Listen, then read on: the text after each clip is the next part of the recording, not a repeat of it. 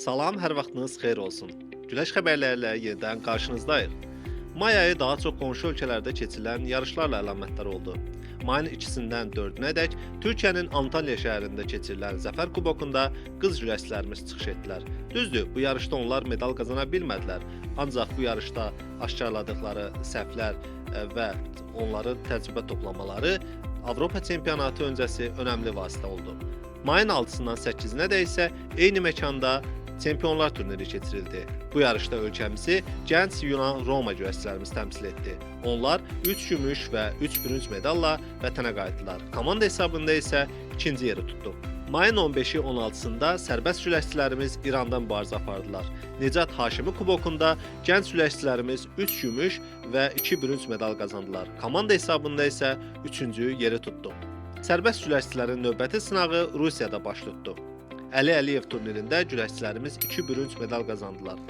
Kifayət qədər güclü güləşçilərin mübarizə apardığı bu yarışda Musa Ağayev 65 kq-da, Cəbrayıl Hacıyev isə 79 kq-da 3-cü yeri tutdu. Onu da qeyd edək ki, Cəbrayıl bu çəkidə debüt etdi. Mayın 28-29-da isə çimərlik güləşi üzrə Avropa çempionatı keçirildi. Həmin yarışda ölkəmizi 17 yaş qrupu üzrə yeniyetmələr təmsil etdi. Ruslan Vəliyev və Nihat Süleymanlı bütün rəqiblərinə qalib gələrək Avropa çempionu oldular. Rəşid Nazarov isə bürünc medalla vətənə qayıtdı. Komanda hesabında 3-cü yeri tutsaq da, medalların əyarına görə bütün ölkələri qabaqlamağı bacardıq. Bu yarışdan bir neçə gün sonra eyni məkanda çimərlik güləşi üzrə dünya seriyasının ikinci mərhələsi baş tutdu. Bu növdə 3 qat dünya çempionu İbrahim Yusubov yenə də təcrübəsini işə saldı və bütün rəqiblərinə qalib gələrək fəxri kürsünün ən yüksək pilləsinə qalxdı. Vüsal Əliyev isə çimərlik güləşində debütünü bürünc medalla qeyd etdi. Mayın son günündə isə Özbəkistanda keçirilən Grand Prix turnirində güləşçilərimiz 5 medal qazandılar.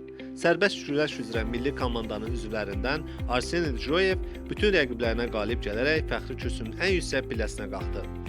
Magomedxan Magomedov isə 10 aylıq yarış həsrətinə burada qızıl medalla son qoydu. Əslində bu yarışda qızıl medallarımızın sayı daha çox ola bilərdi. Təəssüf ki, Georgi Meşvildişvili zədələndiyi üçün finalda güləşmədi və gümüş medalla kifayətləndi. Eyni nəticəyə Ağanəzər Novruzov da imza atdı. Hərçənd onun gümüş medal qazanması finaldakı hakim haqsızlığı ilə əlaqədar idi. May ayında daha çox Bakıdan kənarda təlim-məşq toplanışları baş tutdu. Güləşçilərimiz Quba, Xaçmaz, Qax və Abşeronda keçirilən təlim-məşq toplanışlarından faydalandılar. İndi isə keçək iyun ayına. Bu ayı Avropa çempionatları ayı da adlandıra bilərik.